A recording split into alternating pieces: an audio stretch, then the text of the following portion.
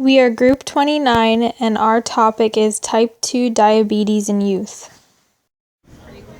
What is diabetes? The digestive system breaks down carbohydrates into glucose. The pancreas then creates a hormone called insulin, which removes glucose from the blood and stores it as glucagon in the body to be used later as energy. In type 2 diabetes, the cells become resistant to the effects of insulin, leading to an increase of glucose in the bloodstream, reaching dangerous levels. Over time, the body is unable to handle the excess glucose levels in the blood. This high blood sugar can then lead to diabetes, complications such as heart disease, blindness, and kidney failure. There are approximately 25% of Americans who are under the age of 20 and have been diagnosed with diabetes. Approximately 5,000 of the 25% have been diagnosed with type 2 diabetes.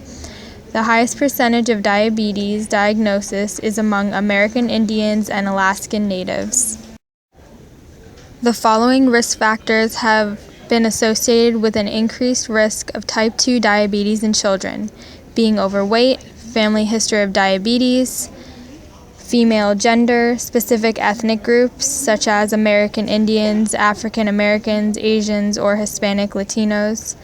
Other problems with insulin resistance. Most people with type 2 diabetes in childhood are diagnosed at the start of puberty, a developmental stage where the increased resistance begins. The single greatest risk factor for type 2 diabetes in children is excess weight. In the U.S., nearly 1 out of 5 children is considered to be overweight. The symptoms of type 2 diabetes in children develop slowly, eventually leading to the prevalence of one or more symptoms: unexplained weight loss, increased hunger or thirst even after eating, dry mouth, frequent urination, fatigue, blurred vision, numbness or tingling in the hands or feet, heavy breathing, slow healing of sores and cuts, and itchy skin.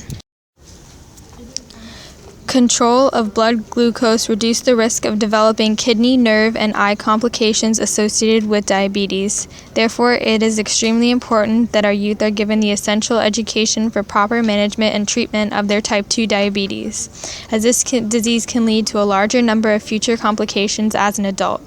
In 2011, about 282,000 individuals were treated at emergency rooms for hyperglycemia symptoms associated with diabetes. The ADA estimates in 2013 roughly $245 billion was spent on medical costs related to diabetes costs and treatment.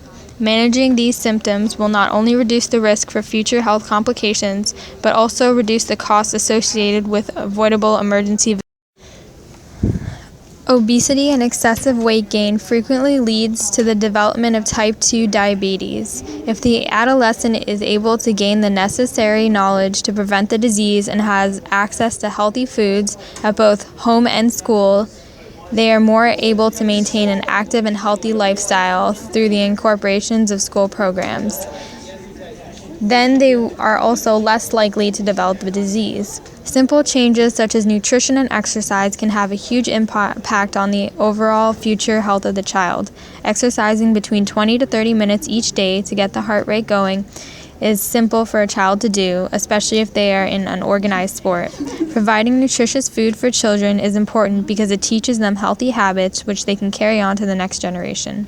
Parents should also involve the children in preparation of healthy meals so that they can understand the components involved and later replicate them. There are also healthy alternatives to snacks commonly consumed by children. An example would be water or juice with no sugar added as opposed to soda or chocolate drinks. If the individual is unable to manage the disease on their own, a physician may prescribe sulfonylureas, insulin, or metformin in order to control their symptoms. Novo Nordisk and Boston University have been working to develop an artificial pancreas by developing a glucagon and insulin pump using an iPhone program.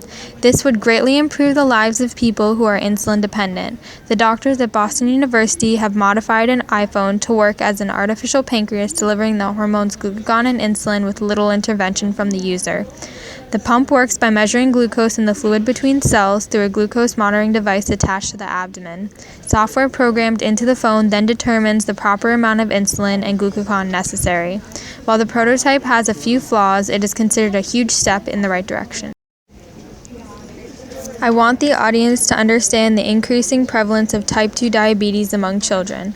I want them to understand that diabetes prevention starts with educating children and allowing them a fighting chance against the disease.